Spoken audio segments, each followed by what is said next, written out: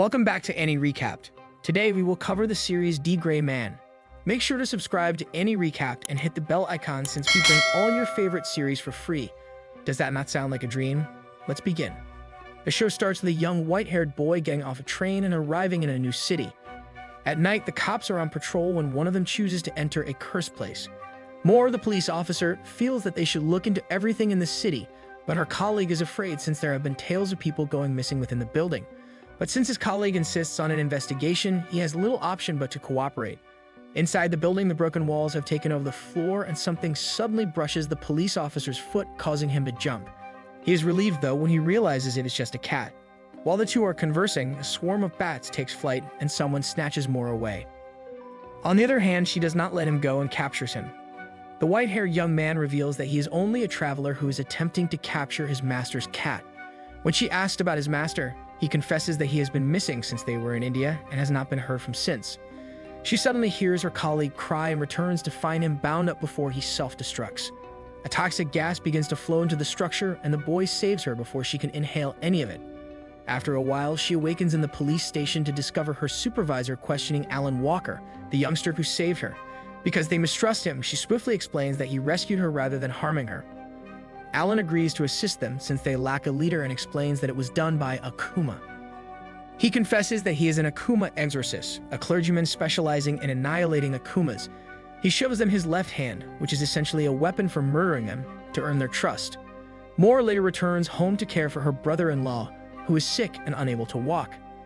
Since she is required to keep Alan in her home, she allows him a room in which the two converse about Akumas.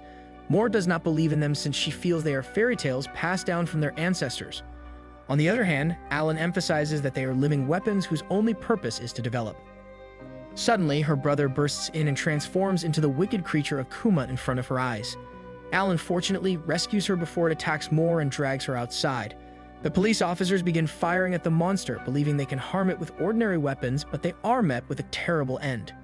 Moore is astounded to witness the Akuma slaughtering people so casually, and Alan explains that Akumas are machines designed to exploit ill-fated souls as their material. When a tragedy brings forth a man's darkness, the creator creates an Akuma from it. A flashback reveals that Moore's older sister, Claire, opposed her decision to become a police officer. She died while getting married to Mark. Because he was yearning to see her again, Mark struck a deal with the creator to bring her back. When she is summoned, however, she informs him of Akuma's actual goal: to consume their summoners, their loved ones. Moore is horrified to discover that the Akuma she sees before is her older sister, but it is too late to save her, and Alan confronts her. After beating her with his left hand, the weapon, she thanks him and her soul departs. Following that, Alan comforts her that the two are in paradise and reveals the creator's actual name, the Millennium Earl. Alan, after considerable difficulty, ascends a mountain to the Exorcist headquarters. However, when he reaches the door, it disqualifies him as someone who is connected to Earl due to the pentacle on his head. Because they would need to get rid of him, the headquarters sent an Exorcist specializing in swords, Kanda. As he prepares to assault Alan, the other activates his left hand, the weapon, to defend himself, but his hand is damaged in the process. When Kanda is ready to unleash his ultimate attack, he reveals that Marshal Cross told him to come here, prompting the others inside to look for the recommendation letter. They eventually discover it after a long search and order Kanda to stop attacking him. Lenely arrives to fetch him up and warns him to hurry up since the door only opens for a few seconds. As Kanda walks away, Alan extends his hand for a handshake, but is greeted with an odd glare as the other does not want to shake hands with someone cursed. Lenely then takes him on a tour of the headquarters, explaining that since most of them begin their missions from here, they refer to it as their home, and he is startled that it is the same house that his master despises so much. When she inquires about his teacher, he explains that he abruptly graduated and urged him to come here during their time in India. However, before leaving, he smacked him in the head, knocking him out. After introducing himself to others, Lenely's elder brother, Kumli, takes him to his office to assist him in recovering his left hand, which Kanda hurt. When he examines his hand, he discovers that his curse is of the parasitic type, which is unusual. Suddenly, he takes up a slew of instruments and fixes him in a rough but effective manner. Following that, he brings him before the Grand Marshals, who assess his power. Hevlaska, a towering creature, appears and tells Alan that she will need to feel his innocence, a term unknown to Alan. When she's done, she says he could synchronize with his power by 83%, and the lower that percentage, the more dangerous it is for the Exorcist. However, since Alan is skeptical, she tells him she is not his adversary but helper. Komui reveals that it all began with a cube called Innocence, which can be traced in the cross on the cursed one's left hands. The Earl perished after Noah's flood but was revived and began chasing individuals with innocence. Furthermore, the component is distributed in 109 locations, which they must recover before Earl gets his hands on them and destroys the world. After going through the details of their job, he welcomes him into the Black Order, the Exorcists, and tells him that he will meet others later since they are on their mission. Before they leave, the Grand Marshals wish him success since he has been selected by Innocence, which they consider to be their god. The following day, Alan visits the lunch hall to eat something and notices a brawl between a finder and Kanda. Since Kanda doesn't want to be disturbed during his meal, he warns him not to bring talk of the dead into the conversation, which angers the finder, who is talking about his deceased friend. Due to a superiority complex, Kanda informs them that the sole reason for their existence is to let exorcists finish their job since they cannot find Akumas, mocking him. Seeing this, Alan is unpleasant with his attitude and stops him from harming the other person. However, Kanda reveals his disgust toward him as well, since he doesn't want to interact much with the cursed one. Though Alan doesn't care about how he sees them and instead advises him to be wary of his tone. Suddenly, Lenoli arrives and instructs them to visit her brother's office, who has a job on the list for the two. Kanda is enraged that he will have to work together with Alan, but doesn't have much choice now. At his office, Komui instructs them to find the Innocence fragment at a certain location and warns them to be cautious of the enemy since they are also searching for it. Following their departure, they miss the train and have no choice but to jump over onto the train from above. When their guide informs the conductor about their reservation, he shows them to a first-class cabin, where Alan inquires about the ghost of Martel, which is famous in the area they are about to visit. Their guide, a finder, informs him that the ghost has a kind of aura that draws people to it somehow. Afterward, he explains that their job is to locate the Innocence, and sometimes they have to spend over a month investigating since they don't leave a single detail behind. And after they are done locating it, the exorcists take the job from them and defeat the enemy if there is one. Meanwhile, the finders have created a barrier to protect the coast of Marble, but Akumas manage to enter and assault them. When Alan's team reaches there, they are shocked to see so many Akuma gathered, but quickly engage them in a fight. Since some finders are still alive, Alan rushes there to save them, but is too late when he sees Akuma killing the last survivor. Enraged, he vows to defeat them and quickly defeats the one before him, though the other one is more challenging and he has to create a strategy for it. On the other hand, Kanda uses his ultimate technique to defeat the other Akuma and finds that the ghost of Marble is being protected inside the barrier. After removing it, he assures her to protect her and informs Alan that he has to defeat the other Akuma since he acted on his emotion. After Kanda departs with the fragment of Innocence, the ghost of Marble, the evolved Akuma, begins overpowering Alan. Despite his best efforts, he is unable even to land a hit on it. After much thought, he slashes the enemy, but ultimately realizes it is fake. He is abruptly stabbed, and as he turns around, he finds a copy of himself. Alan attempts to strike against the Akuma, but fails to owe to its incredible force. Since it developed, it has gained a new ability that allows it to imitate someone's appearance. Alan is swiftly vanquished despite his best efforts to defeat the enemy. Kanda, the ghost of Martel, and the girl flee to a building. Kanda explains that when an Akuma evolves, it gains consciousness and intellect, rendering it indifferent to conventional Akumas. Because the enemy would soon be at their door, Kanda offers that the ghost of Martel relinquish his heart, the Innocence, to him so that they may complete their task while preventing the Akuma from obtaining it. The spirit of Martel explains that he is a 500-year-old toy. The residents of Martel lived in agony and poverty since the city was formerly considered a god-forsaken place. To avoid them, humans built dolls that would continue to dance to bring smiles to people's faces regardless of the circumstances. They continue to travel throughout the city even after the city collapsed and the people who loved them died.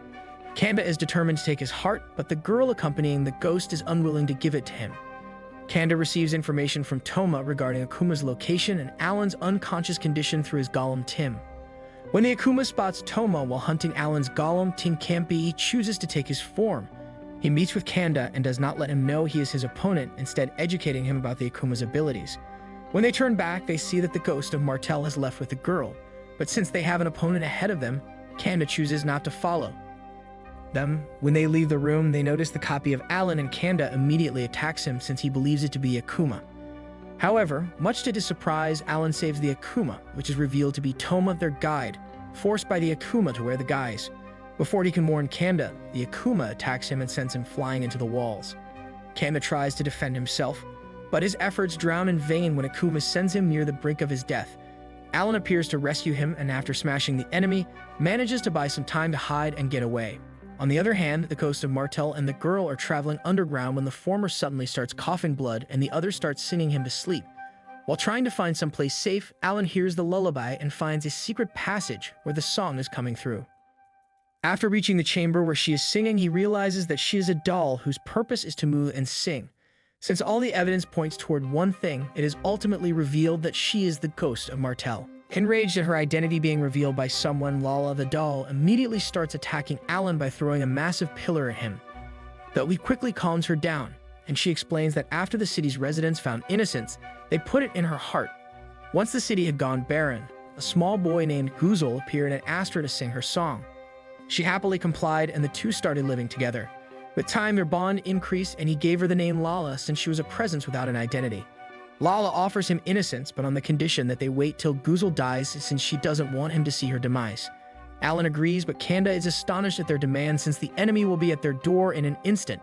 While they are arguing, the Akuma appears and stabs both Guzel and Lala. Seeing this, Alan is angered and activates his anti-Akuma weapon, soon transforming it into a gun. The enemy is on the verge of defeat when Alan runs out of energy and is unable to use the weapon. Kanda protects him while he recovers, and once his energy is refilled, he starts attacking it. Due to the increased synchronization between their innocence and his brain, he can transform his weapon into a sword and manages to weaken the enemy. To finish him off for good, Kanda and Alan deploy their combined attack and turn him to ashes before lying down to rest due to exhaustion. Lala gets up, but this time without a heart, and sings for his lover one last time, although she doesn't recognize him since she doesn't have emotions anymore. Since it is her only purpose, she continues to sing for him until he breathes his last and departs. After the melodious voice disappears from the miserable streets of the forsaken city, Alan checks up on them, only to find the soulless Lala remembering her lover. Having completed her purpose, she has no choice but to enter the everlasting slumber she so desired. And thus, the short yet elegant saga of a doll and a human comes to an end. After accomplishing their mission, Alan and Toma return to the train but are informed that their journey will be delayed. The two decide to roam around the city with nothing on their hands. When Alan hears someone shouting about Akumas, he rushes there only to find a bunch of adults holding a young boy who is trying to assure them about the creatures. However, they don't believe in him and soon leave. Suddenly, one of them holds him, and as he is about to attack the young boy, Jean, Alan quickly manages to defeat the enemy.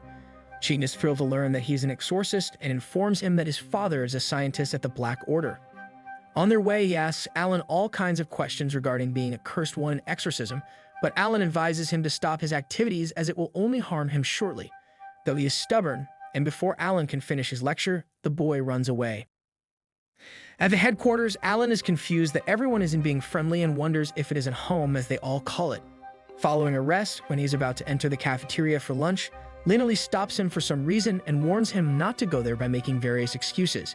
With nothing else to do, he visits Jean's father, Russell, to inform him about his son's dangerous activities. However, he is too busy with his work and doesn't lend him an ear. Worried about the boy, Alan decides to visit him without letting anyone know. Meanwhile, the others are preparing a party for him to celebrate his first successful mission, but are astonished to find that he has gone missing. Linley quickly searches throughout the building but only finds Toma, his guide, who feels he might have gone to visit Jean, and the two head there.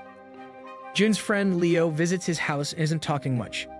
Jean feels that it may be because of his mother's death and decides to cheer him up by telling him that he came face to face with the Earl. Hearing this, he decides to take him somewhere. Suddenly, Alan arrives at their house to warn him, but Jean instead uses a trick on him, so he doesn't pursue the two.